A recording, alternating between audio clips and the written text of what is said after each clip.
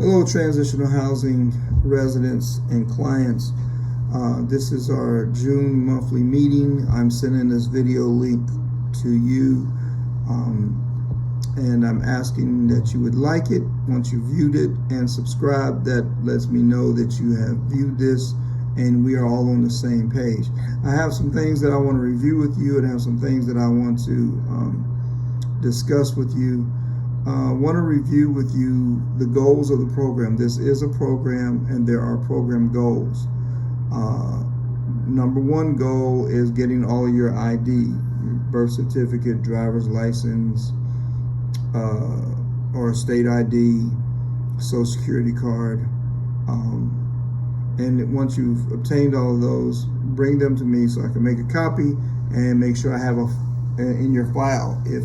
If you have that already, then you've already completed goal number one. Goal number two is employment. If you are working, then give me a copy of your check stub, give me your updated employment information so I can have documentation of that. A check stub would be very helpful because it has the company information, and just want income verification as well. Number three, savings account. If you don't have a savings account and you're carrying around a bunch of money, then this is a problem. Have a savings account, checking account, savings account. Some people say, I just put money on my card. Well, money in your card, you spend that more quickly. I had one resident that was here and said he had a checking or savings account or had money on his card, and he ended up using a lot of his money, most of his money on gambling. He had a gambling problem, buying tons of lottery tickets. I probably pulled out thousands of lottery tickets out of his room once he was discharged. Just want to let you know that. So, number one, ID. Number two, employment. Number three, checking and savings account. And then number four is, of course, seeking permanent residence, stable housing. Now, back to employment. If when I do a room check and I see you in your room every day, there's a problem. You should be either looking for employment, or you should be working a temporary job, or you should be doing something productive every day. If you're not even working, you can do some community service and volunteer, and you can see me about doing that. So I have some that are doing community service. I have some that are on medical reasons you can't work. If that's the case, make sure I have your doctor's excuse for those medical reasons, indicating why you're not working. Okay? Signing in and signing out. It has been a problem. Some have been signing out correctly. Some are such a hurry, you give very vague information. It's not acceptable. So we need to revisit the signing in and signing out correctly. Make sure you do it. This is the month of June. It is going to be more strict because we have 20-some candidates on my waiting list. They want a room, and they want a room now. And 3 failed room checks constitutes a termination from the program. You must sign in and sign out. Accountability is important. This is a monitoring. I'm not putting in an itinerary for you. Go where you want to go.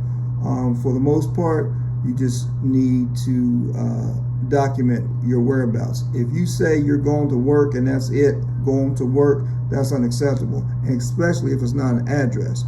You just are signing out. And I caught on to that. Don't play games with me.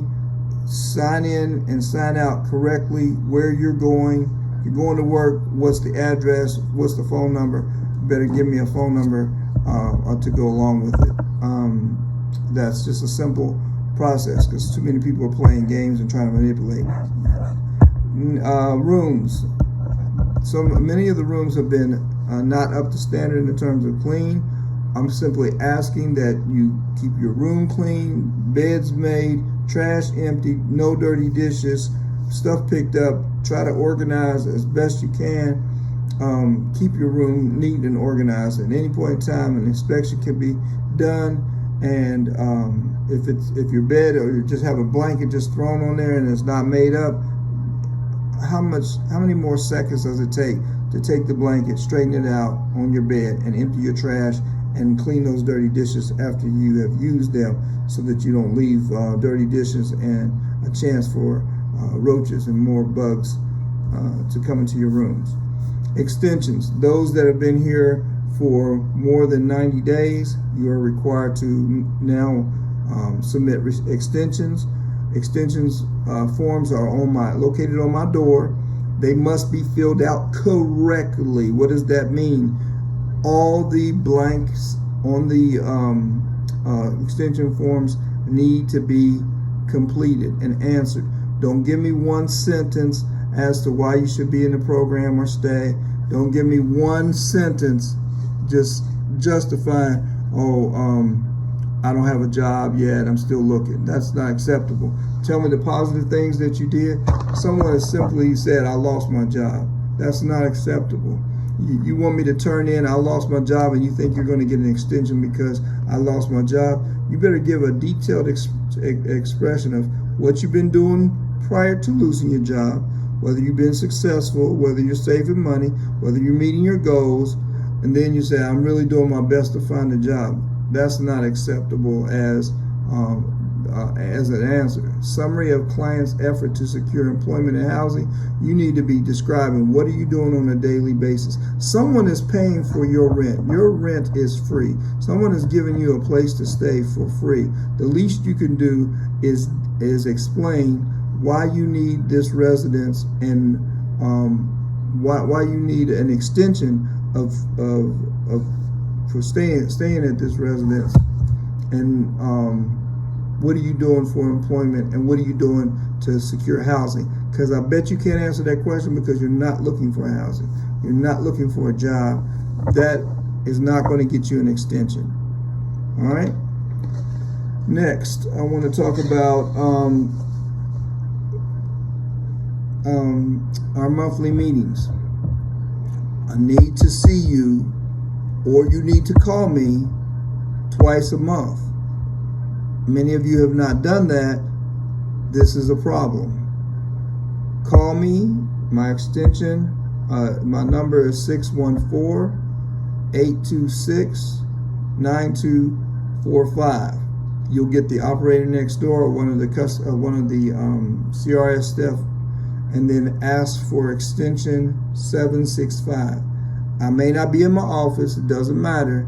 I have my phone calls forwarded to my cell phone, so I will be able to answer that phone, and I'll be available to take a call from you. I want to make contact. I want to know the updates on what you're doing, how you're doing, because I have to put a case note in and report how you're doing in the program. And if you don't contact me and I can't give an update, then we got a problem. And when you go to ask for an extension, you might not get it because I don't know any new information and no updates on you. All right. Drug use.